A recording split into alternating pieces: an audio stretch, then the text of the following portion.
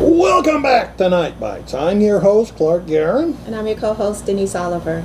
And so I just explained to you why I don't trust President Obama. So do you think he lies? Yeah, I think he lies. I don't think he was lying about the care for immigrants. You know what? For illegal immigrants. Huh? You know, I have a theory about that. Because I was watching the speech.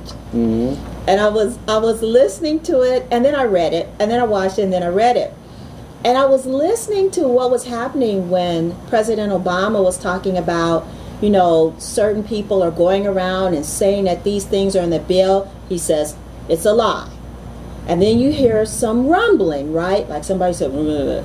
And then he says, and that it would care for illegal aliens, that's a lie. It's simply untrue, right? And then all of a sudden, you hear Joe Wilson say, you lied. Yeah. I have a theory that I think Joe Wilson was asleep.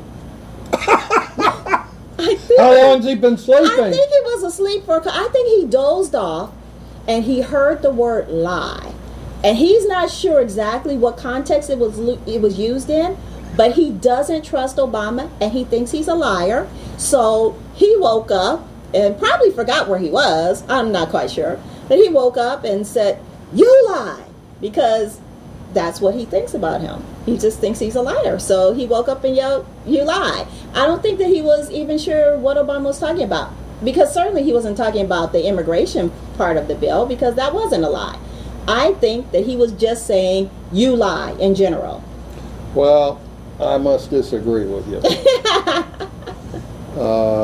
I think he was intending to say that. I think he wasn't asleep. I think he was furious. There's a certain part of the country, and a lot of them from the Deep South, who have been furious since the day Obama came in. They've been claiming that he wasn't legitimate. This stupid birther movement saying... That was my point. He wasn't born in Hawaii. He was born someplace else in Africa. Yes. And the stupid thing about that, he's still a natural-born citizen. Doesn't matter. Even if he was born in Africa, because his mother is undisputably an American citizen. That makes him American, which tells you how stupid these birthers are. Yeah. And they just have this emotional disconnect. And the problem that I have with that is that we are paying a lot of money to have a national Congress of legislators who are going to work together for the collective benefit of we, the people, including the people who voted for President Obama, including the people who voted for John McCain, even the people who voted for the Libertarian candidate, and even the people who didn't vote at all. Just because they had everything, these people are supposed to get together, and they are supposed to work together to collectively do things, compromise to benefit us. And there is not enough compromise going on. Right. And I'm not going to exclusively indict Joe Wilson and some of the extreme right for it, because Nancy Pelosi is just as irrational and just as strident on the left as is Wilson and some of those people on the right. And they just are talking at each other, right, not to each other. It was interesting. Before we convened today, I was watching the This Week show with George Stephanopoulos. Okay. And he's got a group of some pretty conservative people on there. Mm-hmm. And I believe it was George Will who made the comment. Well, they were talking about the tax code. Mm-hmm. So, well, when the tax code was overhauled by President Reagan in the 80s, we really had a group of people who knew how to be legislators. Mm-hmm. We really had some really good, bright people there working collectively on it. And the people who are in Congress now just aren't able to do that. They're partisans. And all these people are trying to do. My mother called it great. I was asking her, well, they don't seem to understand the health care. And she says, oh no, they understand it perfectly. What they understand is they're just trying to get reelected. That's all they understand. Yeah, and true. She's right. That's all they're trying using it as a sounding board for their reelection. And that, to me, is tragic. It's why our system isn't working. And what can we do as voters?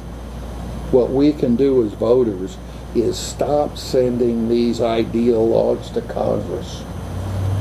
Stop voting for these people who have no respect for differing points of view.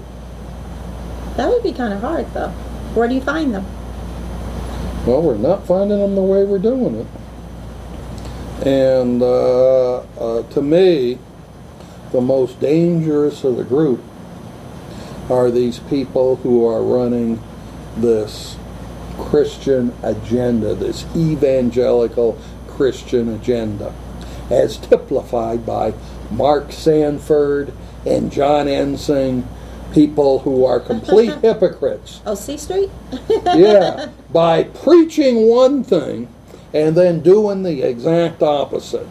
And how these people got elected and how they think they're going to stay in office is beyond me. Now, we have somebody in California, a nice conservative Republican, who got caught with a live mic. He represents Orange County, very conservative. He got caught on his mic talking about 2 affairs with lobbyists, female lobbyists. Yes.